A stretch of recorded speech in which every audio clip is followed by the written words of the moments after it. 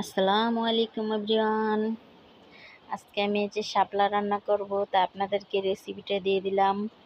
ভালো লাগলে অবশ্যই ভেবে রান্না করে খেয়ে দেখবেন, অনেক মজা আর অনেক সুস্বাদু হয়। এই যে আমি শাপলা ইলিশ মাছ দিয়ে রান্না করব। যে আমি কিছু পিস কুচি করে ভেজে নিয়েছি হালকা, আর এই যে কিছু পেঁয়াজ আমি বেটে দিচ্ছি। তবে আমি এটাতে অন্য কোনো মশলা ইউজ করব না, শুধু আমি পেঁয়াজ দিয়ে রান্না করব। ইলিশ মাছে শুধু পেঁয়াজ বাটা দিয়ে রান্না করলে অসম্ভব মজা হয়, আর অন্য কোনো মশলা দিয়ে একদম ভালো হয় না খেতে। আমি তো এভাবেই রান্না করি। যে আমি পেঁয়াজ ভেজে নিয়ে হলুদ মরিচের গুঁড়ি দিয়ে দিয়েছি, লবণও দিয়ে দিয়েছি আমি। এই যে আমার মশলা কষানো হয়ে গেছে। যে আমি আলু ভেজে নিয়েছিলাম, সেগুলো দিয়ে দিলাম। আপনাদের ইচ্ছে হলে আলুটা না ভেজেও দিতে পারেন, কিন্তু আমার কাছে আলুটা ভেজে দিলে অসম্ভব ভালো লাগে, সেজন্য আমি ভেজে দিয়েছি।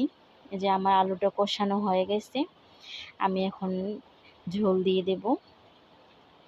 যে আমি পানি দিয়ে দিয়েছি, পানিটা ফুটে গেলেই আমি শাপলাগুলো দিব। কিছুক্ষণ অপেক্ষা করি ফুটা পর্যন্ত। এই যে ফুটে গেছে, আমি এখন শাপলাগুলো দিয়ে দিব। শাপলাগুলো দিয়ে আমি আস্তে জালে ঢেকে রাখবো, যেহেতু আমি পানি অল্প দিয়েছি। আর শাপলা সিদ্ধ হতে সময় লাগে না, শাপলা অল্পতেই সিদ্ধ হয়ে যায়। আর পানিও সবজি একটা তো। এই যে আমার রান্না অনেকটা কমপ্লিট হয়ে গেছে। যে আমি ইলিশ মাছগুলো দিয়ে দিচ্ছি। এই যে ইলিশ মাছগুলো দিয়ে দিচ্ছি আমি। আমার দেওয়া হয়ে গেছে। আমি এখন আর 4-5 মিনিটের মতো রান্না করে নেব ঢেকে। যে আমার রান্না হয়ে গেছে বন্ধুরা।